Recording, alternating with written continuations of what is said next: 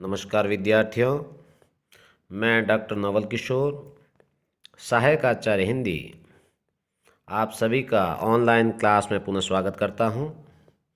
विद्यार्थियों, हम बीए प्रथम वर्ष का जो हिंदी साहित्य का प्रथम प्रश्न पत्र है उसकी प्रथम इकाई के बारे में चर्चा कर रहे थे और प्रथम इकाई के अंतर्गत हमारा पहला जो शिक्षण बिंदु है वह था कबीरदास। हमने कबीर के व्यक्तित्व और उनकी काव्यगत विशेषताओं के बारे में पढ़ा। उसके बाद हमारे पाठ्यक्रम में शामिल उनके शब्द से संबंधित पदों को हम पढ़ रहे थे और हमने पूर्व कालांश में उनके 3 पद जो सर्वप्रथम दिए गए हैं उन पर चर्चा की, उनका भावार्थ जाना और कला पक्ष भी देखा। उसके बाद हम उनके चौथे पद की ओर बढ़ते हैं और चौथे पद में कबीर क्या कहने जा रहे हैं, क्या शिक्षा दे रहे हैं, इन्हीं बातों को जानने का प्रयास करते हैं। क्या कहते हैं कबीर जी, देखिए। चौथे पद में कबीर जी कह रहे हैं, मन को संबोधित करते हुए कहते हैं कि मन रे जागत रहिए भाई, गाफिल होई बसत मति खोवे, चोर मुँह से घर जाए। कबीरदास जी कहते हैं अपने मन को संबोधित करते हुए कि हे मन, जागते रहो, जागत रहिए भाई। हे भाई, हे मन, जागते रहो। क्यों? क्योंकि गाफिल होई बसत मति खोवे। गाफिल अर्थात असावधान होकर, और इसी प्रकार से यदि तुम मति को खोते रहे, खोवे, चोर मुँह से घर जाई, तो जो चोर हैं वो घर में घुसकर चोरी कर लेंगे। कबीरदास जी कहते हैं, हे मेरे मन, तुम जागते रहो। यदि तुम असावधान होकर सो गए, असावधान होकर मत सोइए, कह रहे हैं। क्यों? क्योंकि असावधान होने पर चोर है तुम्हारे घर की जो संपत्ति है उसे लूट ले जाएंगे। अब यहाँ पर कबीरदास जी का चोर से क्या अभिप्राय है? जो काम है, क्रोध है, इस प्रकार की जो वृत्तियाँ हैं यही चोर है। और वो क्या करती है कि अंतःकरण जो हमारा है उस अंतःकरण रूपी सद्वृत्तियों का क्या कर लेती? अपहरण कर लेती, उन्हें चुरा लेती है। इसीलिए कबीरदास जी अपने मन को संबोधित करते हुए कहते हैं, हे मन, तुम जागते रहो।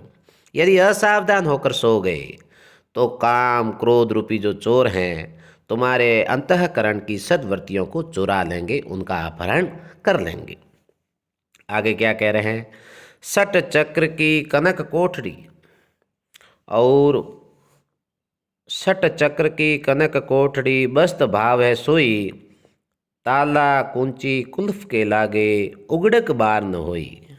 हमारा जो शरीर है इसे कबीरदास जी ने 6 षट चक्रों की बनी हुई कनक कोठरी बताया, सोने की कोठरी बताया।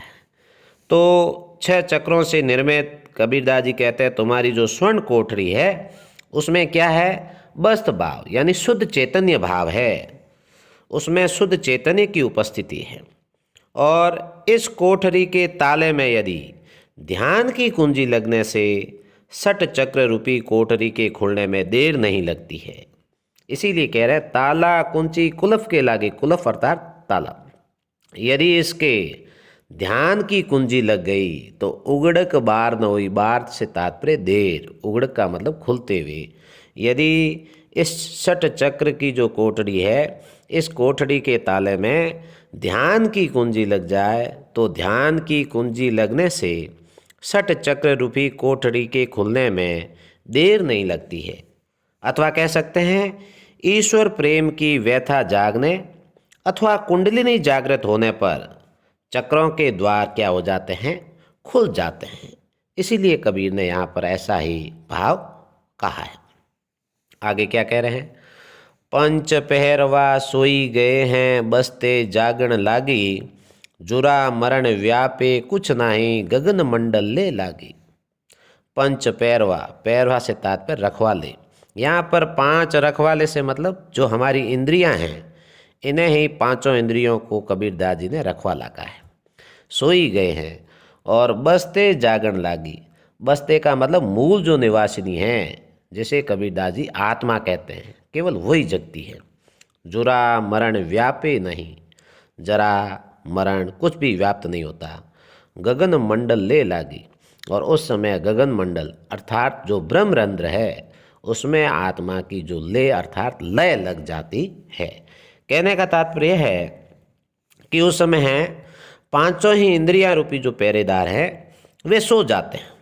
जब ध्यान की कुंजी लगती है तब बता रहे हैं कि ध्यान की कुंजी लगने पर जो षट चक्र रूपी कोठरी है उसके द्वार खुल जाते हैं और उस समय पांचों इंद्रियां रूपी पहरेदार सो जाते हैं और जो आत्मा रूपी वस्तु है या जिसे मूल निवासिनी का है केवल वही जागने लगती है। उस समय कबीरदास जी कहते हैं जरा मरण कुछ भी व्याप्त नहीं होता और जब केवल और केवल गगन मंडल या जिसे कहते हैं ब्रह्मरंध्र में है लय लग जाती है। आगे कबीरदास जी कहते हैं कि करत विचार मन ही मन उपजी, ना कहीं गया न आया, कहे कबीर संसार सब छूटा, राम रतन धन पाया। कबीरदास जी कहते हैं कि मैं विचार करते करते ही इस युक्ति को समझ गया हूँ। करत विचार मन ही मन उपजे, ये युक्ति मेरे मन ही मन में उपजी है। ना कहीं गया न आया, यह युक्ति मेरे मन में स्वयं ही उत्पन्न हुई है और इसे खोजने के लिए मैं कहीं भी आया न गया, अर्थात मुझे कहीं भी आना जाना नहीं पड़ा है। आगे कबीरदास जी कहते हैं कहे कबीर संसार सब छूटा। कबीरदास जी कहते हैं कब संसार सब छूटा? राम रतन धन पाया। कबीरदास जी कहते हैं कि जब मैंने राम रतन रूपी है धन को प्राप्त कर लिया है तब से सभी प्रकार के संशय हैं, सभी प्रकार की चिंता हैं वो मिट गई है। तो इस प्रकार से विद्यार्थियों आपने देखा कि जो प्रस्तुत पद है संपूर्ण पद में ही रूपक का निर्वाह कबीर ने संपूर्ण रूप से किया है और काया योग के प्रतीकों के द्वारा ईश्वरीय प्रेम की जागृति को भी अंकित किया गया है। अब आगे बढ़ते हैं और उनके पांचवें पद की तरफ बढ़ते हैं। क्या कह रहे हैं कबीर? पांचवें पद में देखिए कबीरदास जी अपने को स्वयं को ईश्वरीय प्रेम में रंगा हुआ मानते हैं, महसूस करते हैं और कबीरदास जी यह भी मानते हैं कि संपूर्ण संसार भी उसी रंग में रंगा हुआ है, लेकिन वो उस रंग को पहचान नहीं पा रहा है, इसीलिए वह कबीर जैसे लोगों पर हंस रहा है। क्या कहते हैं देखिए, अपने में रंगी आपुन को जानूं। आत्मस्वरूप का यहाँ पर कबीरदास जी ने वर्णन किया है कि अपने में रंगी आपुन को जानूं, जिही रंगी जानी ताही को मानूं। कबीरदास जी कहते हैं कि मैं आत्मस्वरूप में तन्मय होकर ही अपने वास्तविक स्वरूप को जान सका हूँ। खुद के वास्तविक स्वरूप को जानना है तो पहले आपको स्वयं के आत्मस्वरूप में तन्मय होना पड़ेगा। इसीलिए कबीरदास जी कह रहे हैं कि मैं आत्मस्वरूप में पूर्ण रूप से तन्मय होकर अपने वास्तविक स्वरूप को है जान सका हूँ और उस तन्मयता में या प्रेम के रंग में मैंने जिस स्वरूप का साक्षात्कार किया है वही मेरे लिए प्रमाणिक है। इसीलिए कहते हैं जी रंगी जानी ताही को मानूं। जिस स्वरूप का मैंने साक्षात्कार किया है उस प्रेम के रंग में उसी को मैं प्रमाणिक मानता हूँ। आगे क्या कहते हैं, अभी अंतरी मन रंग समाना और अभी अंतरी मन रंग समाना, लोग कहें कबीर बोराना। कबीरदास जी कहते हैं यह जो रंग है, यह जो ईश्वरीय प्रेम का रंग है, प्रभु प्रेम का रंग है, वह रंग मेरे अंतःकरण में क्या हो गया है? व्याप्त हो गया है। मैं उसी में ही मस्त हूँ, पूर्ण रूप से समा गया है। और लोग कहते हैं, लोग कहे कबीर बोराना, बोराना से तात्पर्य पागल। लोग कहते हैं कि कबीर क्या हो गया है? पागल हो गया है, कबीर पगला गया है। लेकिन कबीरदास जी कहते हैं रंग जे रंग रंग न चीने मूर्खी लोई, जिही रंगी रंग रया सब कोई।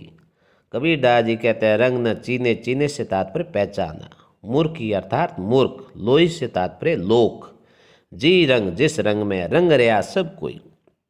कबीरदास जी कहते हैं कि जो मूर्ख लोग हैं इस प्रेम के रंग को पहचानते नहीं हैं। वास्तविकता तो यह है कि परमात्मा के प्रेम में या प्रेम रूपी रंग में सभी लोग रंजित हैं, सभी लोग इसी रंग से रंगे हुए हैं, लेकिन वे मूर्ख लोग हैं या मूर्ख लोक है, इस रंग को पहचानता नहीं है, जिस रंग में हर कोई रंगा हुआ है। प्रभु के प्रेम रूपी रंग में सभी रंगे हुए हैं, लेकिन ये जो नादान और मूर्ख लोग ऐसे पहचान नहीं पा रहे हैं, इसलिए वे कबीर को ही बोराना अर्थात पागल समझ रहे हैं। आगे क्या कह रहे हैं? जे रंग कबहू न आवे न जाई, कहे कबीर तिहि रया समाई। कबीरदास जी कहते हैं यह जो रंग है ईश्वरीय प्रेम का रंग है, वो रंग न कभी आता है न जाता है। जो रंग कभी आता जाता नहीं, अर्थात एक रूप रहता है, और उसी रंग में सारा जो विश्व है वही समाहित है, वही रंगा हुआ है। आगे क्या कह रहे हैं? 64 दीवा जोई करी, 14 चंदा माही, ते धरी किसको चानिनो, जिह घरी गोविंद नाही। 64 दीवा जोई करी, 64 दीवाएं कलाओं की संख्या मानेगी 64, जो यन जलाकर। 14 चंदा माई, और चंद्रमा की कितनी कलाएं हैं? 14। और जब पूर्णमासी का चांद होता है तो सारी कलाएं उसमें समा जाती हैं।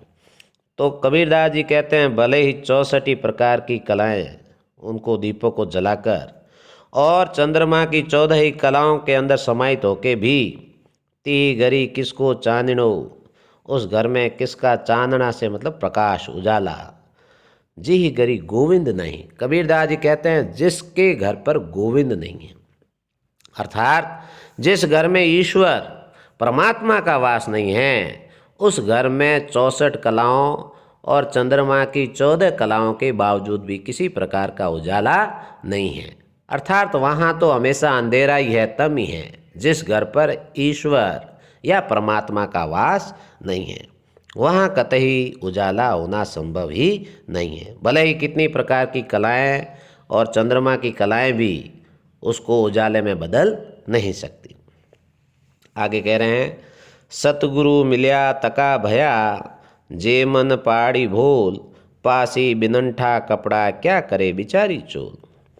कबीरदास जी कहते हैं सतगुरु मिल्या, सच्चे गुरु यदि मिल भी गए, तका भया तो क्या हुआ, भया से तात्पर्य हुआ जे मन पाड़ी भोल, जे से मतलब यदि मन में क्या है? भोल, भ्रम है। अर्थात यदि आपके मन में ही भ्रम है, आपका मन भ्रम या संशय से रहित नहीं है, आपके मन में पूर्ण रूप से है स्वच्छता नहीं है, संशय है, भ्रम है, तो यदि आपको सच्चा गुरु भी मिल जाए तो क्या हो जाएगा? क्यों? जैसे पासी बिनंठा कपड़ा, पासी अर्थात हमारे पास में, बिनंठा से तात्पर्य है जर्जर, एकदम फटा हुआ। यदि हमारे पास ये कपड़ा जो है वो कैसा है? जर्जर है, क्या करे बिचारी चोल। चोल से तात्पर्य परिधान, वस्त्र।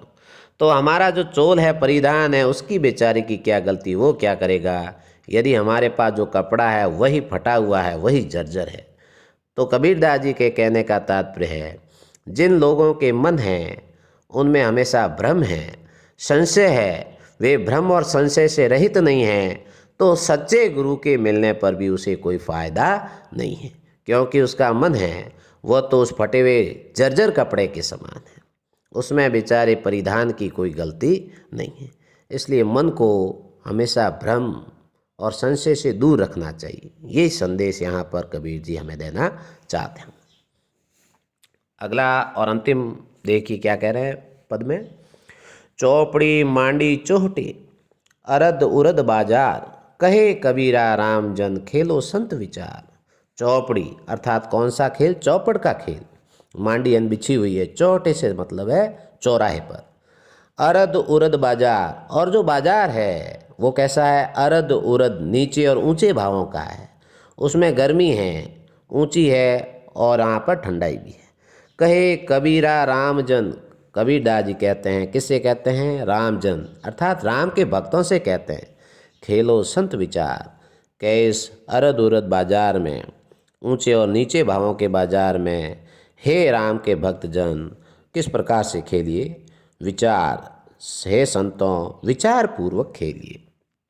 तो कबीरदास जी कह रहे हैं कि चौराहे पर चौपड़ का खेल बिछा हुआ है और बाजार में ऊंचे और नीचे भावों की गर्मी है, और कबीरदास जी अपने राम भक्तों से कहते हैं, हे संतों, विचार पूर्वक ही इस खेल को खेलो। कहने का तात्पर्य है कि यह जीवन भी इस चौपड़ के खेल की तरह ही है। इसमें भी जीवन में कई बार ऊंचे और नीचे, सुख और दुख आते रहते हैं। इसीलिए कबीरदास जी कहते हैं कि जो भी निर्णय करना चाहिए इस जीवन रूपी खेल में विचार पूर्वक ही करना चाहिए। यही हमें जो संदेश है कबीरदास जी अपने इस पद के द्वारा देना चाहते हैं। तो इस पद में आपने देखा कि रंगी रंगी रंग में अनुप्रास अलंकार की सुंदर योजना कवि के द्वारा की गई है और रंग शब्द है वो अनेक अर्थ बिंबों में भी ग्रहण करता है। कबीर ने इस पद में चैतन्य स्वरूप के सहज और अनुभूति में साक्षात्कार का वर्णन हमारे सामने किया है। इस प्रकार से कबीर के शब्द के अंतर्गत जो 5 पद दिए गए थे उनका हमने भावार्थ समझा और मैं समझता हूँ अब इन 5 पदों का भावार्थ है आपके सामने स्पष्ट हो गया होगा। अब आगे के यदि हम हमारे कबीरदास जी के दिए गए पदों को देखें तो उनको अलग अलग अंगों में, जैसे सुमिरन को अंग, विरह को अंग, ज्ञान विरह को अंग, पर्चा को अंग, रस को अंग, लांबी को अंग, लय को अंग, इस प्रकार से अलग अलग है अंगों में विभक्त किया गया है। अगले कालांश में हम उनका जो अगला अंग है वो सुमिरन को अंग, उससे संबंधित जो भी इनके पद दिए गए हैं या साखियाँ दी गई है उन्हें समझने का प्रयास करेंगे। तब तक के लिए आप सभी का आभार और धन्यवाद।